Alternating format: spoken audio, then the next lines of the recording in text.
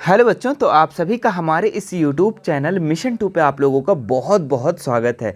तो बच्चों, आज हम क्लास 9th का विज्ञान का model paper weekly test model paper set 1 को करने जा रहे हैं। और ये जो मॉडल पेपर है आपके टेस्ट आने वाले टेस्ट के लिए बहुत ही ज़्यादा इंपॉर्टेंट है। तो आप इस वीडियो को शुरू से लेकर अंत तक ज़रूर देखना और अपने सभी साथियों को शेयर ज़रूर कर देना। तो चलिए शुरू करते हैं। इस मॉडल पेपर का जो भी प्रश्न दिए गए हैं सभी प्रश्नों को हम लोग एक एक करके देखते हैं। देखिए, जो सबसे पहला क्वेश्चन है क्या है, बल एवं विस्थापन का गुणनफल कहलाता है। तो बल एवं विस्थापन का जो गुणनफल होता है वो कार्य होता है। क्या होता है बच्चों? कार्य। चूंकि कार्य का ही फॉर्मूला होता है बल इंटू विस्थापन, बल गुना विस्थापन, इसका फॉर्मूला ही होता है। इस फॉर्मूला को आप अच्छे से याद भी कर लेना, है ना।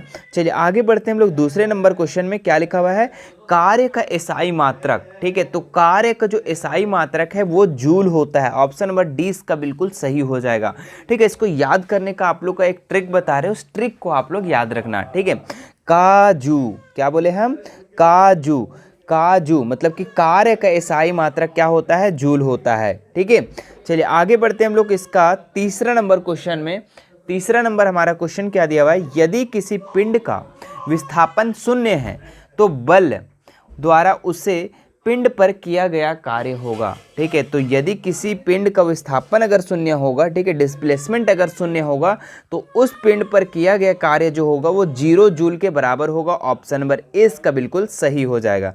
बढ़ते हैं क्वेश्चन नंबर 4 में, निम्न में कौन सही है? ठीक है, तो देखिए इसमें से 4 ऑप्शन है, तो जिसमें से आपको कार्य का फॉर्मूला लिखा हुआ है, और कार्य का फॉर्मूला भी हमने जस्ट आप लोग को बताया कि कार्य का फॉर्मूला होता है बल इंटू विस्थापन। ठीक है, तो देख लो कौन सा ऑप्शन में है, तो ऑप्शन नंबर बी में है। ऑप्शन नंबर बी इसका बिल्कुल सही हो जाएगा। आगे बढ़िए नेक्स्ट क्वेश्चन में, 5 नंबर में क्या लिखा हुआ है, एच ऊंचाई पर स्थित एम द्रव्यमान वाली वस्तु की स्थितिज ऊर्जा है। ठीक है, तो स्थितिज ऊर्जा पूछ रहा है बच्चों, यानी कि इसका स्थितिज ऊर्जा जो होगा वो mgh होगा। ऑप्शन नंबर ए इसका बिल्कुल सही हो जाएगा। आगे बढ़ते हम लोग नेक्स्ट क्वेश्चन, गतिज ऊर्जा का व्यंजक है। तो गतिज ऊर्जा का एक फॉर्मूला होता है 1/2 mv², यानी कि ऑप्शन नंबर 20 का बिल्कुल सही हो जाएगा। ठीक है, याद रखिएगा गतिज ऊर्जा का व्यंजक क्या है, 1/2 mv², 1/2 mv²। ठीक है, हाँ नेक्स्ट क्वेश्चन देखो, यहाँ पे स्थिर अनुपात के नियम का प्रतिपादन किसने किया? तो स्थिर अनुपात का नियम का जो प्रतिपादन किया था बच्चों, ये अंतोआ एल लवाइजिए एवं प्रोस्ट, यानी ऑप्शन नंबर सी इसका बिल्कुल सही हो जाएगा। नेक्स्ट क्वेश्चन देखो, यहाँ पे किस तत्व का लैटिन नाम फेरम है? ठीक है, फेरस बोलो या फेरम। ठीक है, तो किसका है फेरम? तो ये है आपका लोहा का। किसका है? लोहा का। तो ऑप्शन नंबर ए इसका बिल्कुल सही हो जाएगा। नेक्स्ट क्वेश्चन देखो, यहाँ पे किसी पदार्थ का सूक्ष्मतम कण जो स्वतंत्र रूप में रह सकता है क्या कहलाता है? तो इसका जो सही उत्तर हो जाएगा वो हो जाएगा अणु। ठीक है, सूक्ष्मतम कण जब भी पूछेगा ना स्वतंत्र रूप में रह सकता है तो वो अणु ही रह सकता है, क्योंकि परमाणु जो होता है ना ये स्वतंत्र रूप में नहीं रह सकता है, आप याद रखेंगे। नेक्स्ट क्वेश्चन देखो, यहाँ पे निम्न में सोडियम तत्व का प्रतीक कौन है? ठीक है, तो सोडियम जो है इसका प्रतीक क्या है, इसको सूक्ष्म रूप में हम लोग कैसे लिखते हैं? तो उसको हम लोग Na को लिखते हैं, इसको हम लोग, है ना। ऑप्शन नंबर ए इसका बिल्कुल सही हो जाएगा। नेक्स्ट क्वेश्चन देखो, यहाँ पे H2S अणु में कितने परमाणु विद्यमान हैं? ठीक है, तो H2S यानी कि हाइड्रोजन 2 ठो और सल्फर 1 ठो, यानी कि 3 इसका जो होगा परमाणु हो जाएगा। ऑप्शन नंबर सी इसका बिल्कुल सही हो जाएगा। आगे देखो, आवोगाद्रो की संख्या का मान क्या है? ठीक है, तो आवोगाद्रो का संख्या का जो मान है ना बच्चों, ये आपका 6.022 इंटू 10 का पावर 23। ठीक है, इतना होगा। ऑप्शन नंबर सी इसका बिल्कुल सही हो जाएगा। आगे देखो नेक्स्ट क्वेश्चन, एक दीर्घकालिक रोग है। ठीक है, तो इसमें बच्चों आप लोग का फील पाँव जो है ना, ये आपका दीर्घकालिक रोग है, ये लंबे समय तक का बीमारी है। आगे देखिए नेक्स्ट क्वेश्चन यहाँ पे, एक संक्रमक रोग है, संक्रमक मतलब कि एक बॉडी से दूसरे बॉडी में जाना, तो ये हैजा जो है ना ये संक्रमक रोग है। आगे देखते हैं नेक्स्ट क्वेश्चन यहाँ पे, एक विश्वव्यापी बीमारी है, मतलब कि पूरे विश्वव्यापी पूरा वर्ल्ड लेवल का बीमारी है, वो एड्स है। कौन सा है? एड्स। ऑप्शन नंबर डी इसका सही हो जाएगा। आगे देखिए नेक्स्ट क्वेश्चन, मलेरिया रोगवाहक है, मलेरिया का जो रोगवाहक है, मलेरिया फैलाता है, कौन फैलाता है? तो ये मच्छर फैलाता है। ऑप्शन नंबर 20 का बिल्कुल सही हो जाएगा। ठीक है, तो ये हम लोग 16 क्वेश्चन कर लिए। अब हम कुछ एक्स्ट्रा प्रैक्टिस क्वेश्चन भी करेंगे। ध्यान रहे कि इस बार का जो आप लोग का वीकली टेस्ट होने वाला है वो ऑब्जेक्टिव के साथ साथ आपका सब्जेक्टिव भी आएगा।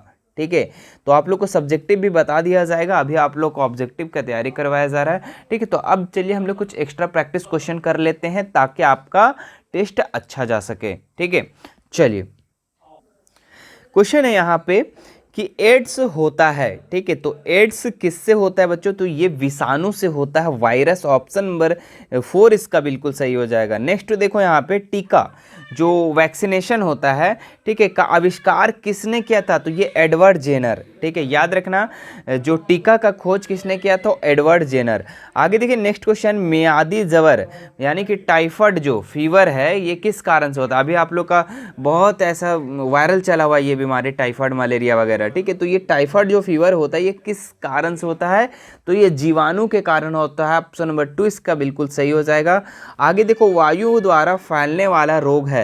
ठीक है, तो वायु द्वारा कौन सा फैलता है? इसमें से देखिए 4 ऑप्शन है, तो खांसी और जुकाम। ठीक है, सर्दी खांसी जो होता है ना ये वायु के द्वारा फैलता है।